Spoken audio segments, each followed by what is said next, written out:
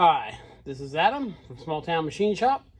It is Sunday night, so let's look at another toolbox drawer. Now, this drawer might be less exciting than the others, but I go to this drawer a lot. And it's heavy. This is my wrench drawer for wrenches that defy a way to hang them on a pegboard for the most part. So let's go through here.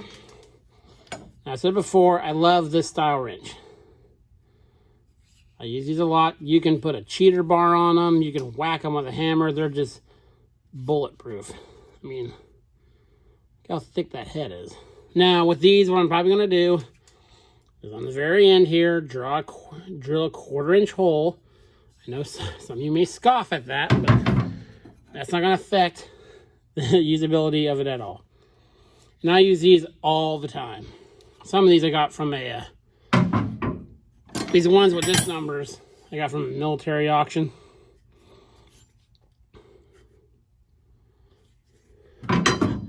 Again, I work on some bigger stuff, so I have some bigger wrenches in here. Like this guy. See what he is. It's let me see. Size isn't real apparent on it, but probably 2 1/4, something like that. Some more of those. So yeah, I'm gonna drill a hole right there at the very end, just for hanging purposes.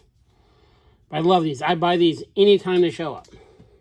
I got some smaller ones because let's look at the head diameter or thickness compared to a standard wrench. I've never rounded anything with these, and that's what putting them on a fastener and beating it with a hammer on the other side. They're just nice, heavy-duty construction wrenches. And also in here, and only a few of mine are actually in here, got this style wrench. Some people call it spud wrench, or a structural wrench is, I think, the technical name. If you do any work with flanges and pipe stuff in the field, these things are amazing. They're always extra long. Again, you can slide a pipe on there for leverage. Very thick heads, because you're dealing with rusty bolts and nuts a lot in the field. Use that into a line of flange. They're just absolutely the best tool in the field. Got a couple really big ones too. Some of the bigger work I do. And I have a pretty much full set of this style open end that I use, but these are the ones I keep in the shop. They do make boxing too. That's a 3/4. And then I also make ratchets and crescent wrenches like this. This is a pretty handy wrench. Again, if you do pipe work, indispensable.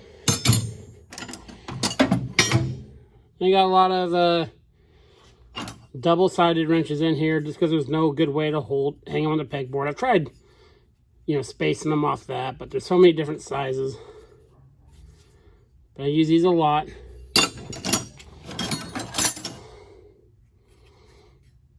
I like this wrench for some reason. It's an Ingersoll Rand. Obviously for a very specific purpose with that slot in there. Let's see, what else is interesting in here? One of these guys. I have a tool roll of these from an army. It's got an army auction. And they're all Imperial brand. This is an extra one. I have some of these guys in here. And some of these really thin. These are handy too. They're not nearly as strong as this style. This style right here. But you can get these in really big sizes and very short. And you can put a pipe on there. They have very thin profile. You can get a set of these. I think it's at Harbor Freight, and I may be misremembering that. But when a wrench is this thin, you really Should probably try to get a name brand one. So, and these come in handy. They can get in the tight spots. And again, you put a cheater bar on there. These are kind of gimmicky. I have 2 of them. They're for breaking nuts loose. These are Craftsman ones. I had a 3rd one, but I lost it. These actually work really, really well. Kind of bites in right there. I've had a lot of success with these. I have 2 sets of them. I believe the other day I saw them at Harbor Freight. I think it was Harbor Freight. Very similar head on there like that. They're not, of course, for wrenching stuff off. They're just for breaking stuff loose. And I've had good success with those. And, you know, wonky wrenches like that. Ones that were bent for a very specific purpose. And just when I need a wrench to either, these are nice. There's a Cornwell. These are handy to have in a toolbox in the truck. Because in the shop, there's just no good way to hang them on a pegboard.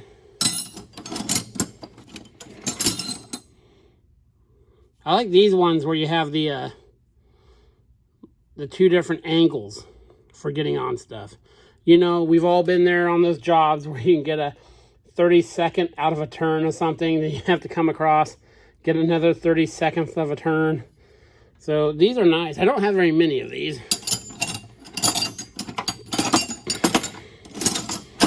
Yeah, just mostly double-ended wrenches. And oddball. This is where the oddball wrenches go until I sort them or put them in my truck and stuff like that.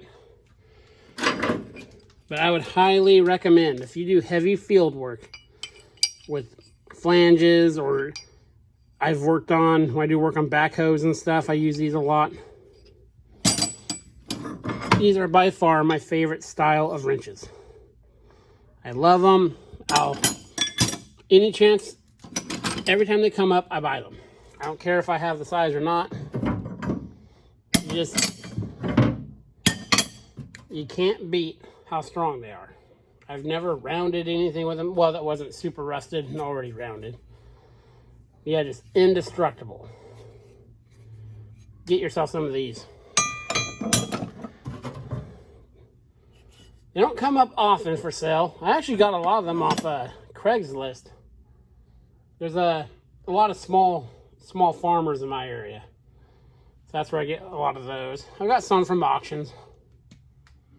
So yeah, that is my unique wrench drawer. Very handy drawer. Like I said, I go this often. I love it. So yeah, this is Adam from Small Town Machine Shop. Please comment, like, and subscribe, and thanks for watching.